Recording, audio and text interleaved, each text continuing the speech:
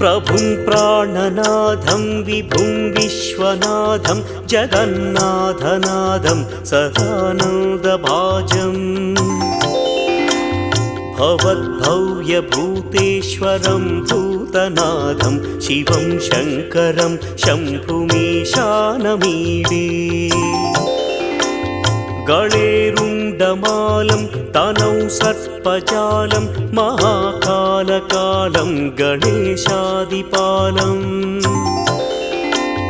जटाजूटगङ्गोत्तरं दैर्विशिष्यं शिवं शङ्करं शम्भुमीशानमीडे